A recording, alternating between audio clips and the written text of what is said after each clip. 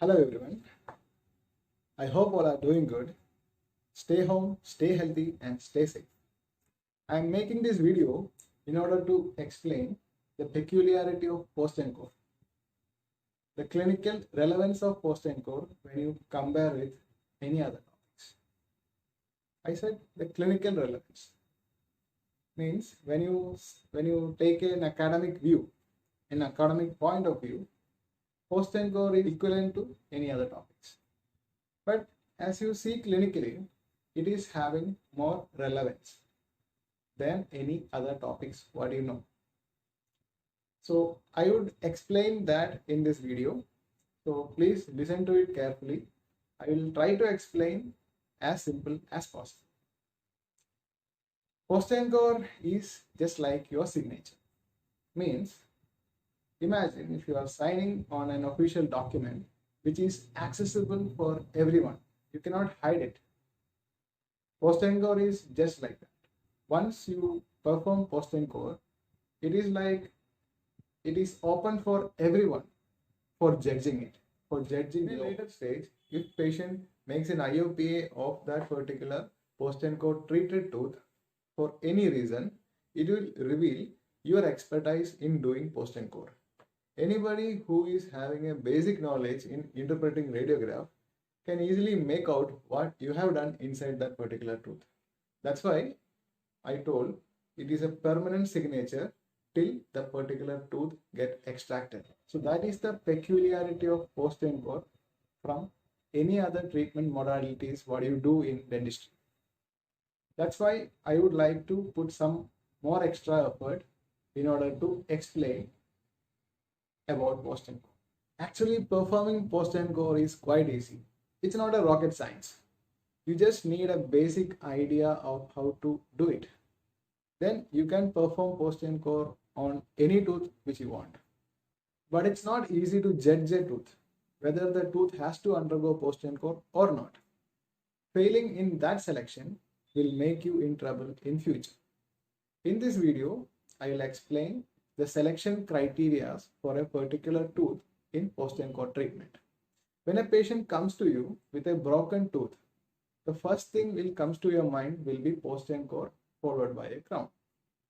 But remember, you should know how to justify your selection. There are certain criteria for selection of a tooth for post-encore. Failing to do will make you in trouble, as I told earlier. So when a patient comes to you, I'll divide into two parts. You should observe that tooth clinically for the coronal section as well as on the radicular section with the help of IOP. You should see the tooth. On the coronal section, there are mainly 3 points. You should see for an anterior tooth, if there is a loss of coronal tooth structure more than 25%, that particular tooth has to go post-encore. If it is a posterior tooth with coronal tooth structure more than 50%, it has to undergo post-encore treatment. And minimum 1.5 millimeter to 2 millimeter coronal tooth structure should be there above the gingival line in order to select that tooth for post-encore. If it is lesser than that, if the tooth structure above gingival line is lesser than 1.5 millimeter, better not to attempt post-encore on that particular tooth, because the prognosis of that particular treatment will be poor and it will make you in trouble. So that is all about the coronal section. Now let me go to the radicular section. You should tell the patient to come to clinic with a current IOP. Patient may have an older IOP during or after the root canal treatment. That IOPA is not sufficient to judge a tooth for post-encore. You should inform the patient to get a current IOPA. What all things you should see in that IOPA? First, you should see the root portion, how the root of the tooth designed, means the length of the tooth. Is there any curvature? It is ideal to have a tooth root which is straight. If there is any curvature, it's not possible, it's not ideal for post-encore. Then you should see the length of the root. the length of the root should be more than or equal to that of crown. The crown length you can see clinically from the gingival margin to the opposing tooth. If that particular tooth fulfills all these criteria, then you can say that is an ideal tooth for post-encode treatment. I will show a video of doing post-encode clinically, which will help you to understand better. So let's go to the video. In this video, they are demonstrating post-encode procedure on a lower second premolar tooth and started cleaning the tooth thoroughly with the help of 3-way syringe. They have selected piezo removers of small size for the pilot drill and attached it to the handpiece. As the instrument advances into the root canal, the hard gutta percha material will turn into a soft mass and it will come out, as you can appreciate, as in the shape of a flame. This material will turn into a soft mass due to high temperature which is generated due to friction with the burr and the gutta percha.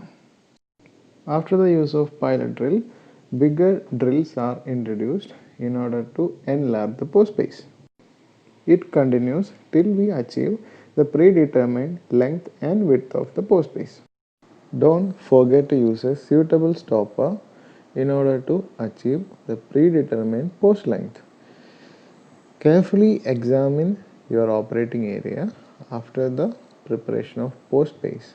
It is advisable to check with an IOPA for determining the exact length of your post space. It helps to give an idea about perforations as well as migrations from apex. Hence, we have watched how to perform post-encode clinically on a particular tooth till the creation of post space. When the patient comes to you initially, you are supposed to make an IOPA of that particular tooth and examine the working length of the root canal treatment.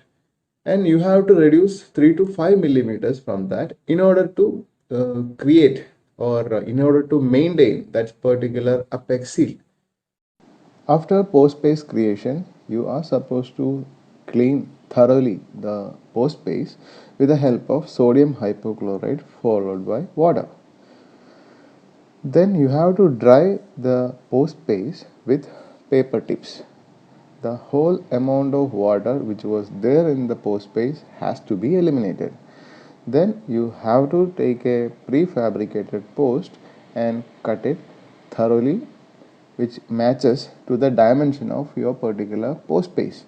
Then clean the prefabricated post with alcohol and dry it thoroughly with the help of 3-way syringe.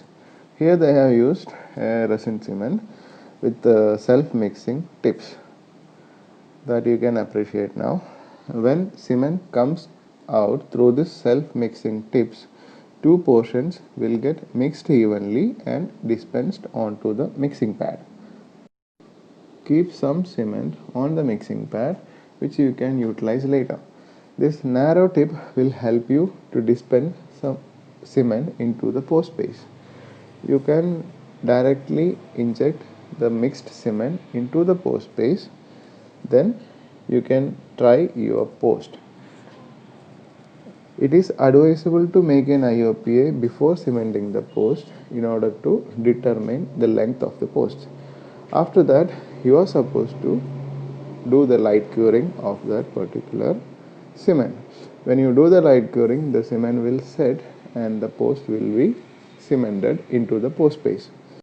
Apply the HN followed by the application of bonding agent.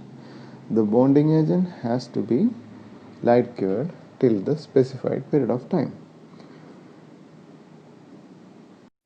Then they are using flowable composite in order to complete the restoration.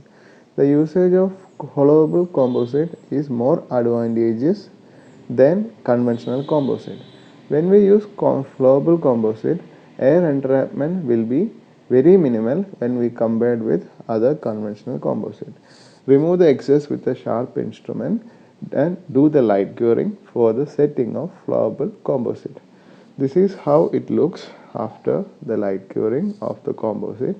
Please let me know your doubts. Thank you.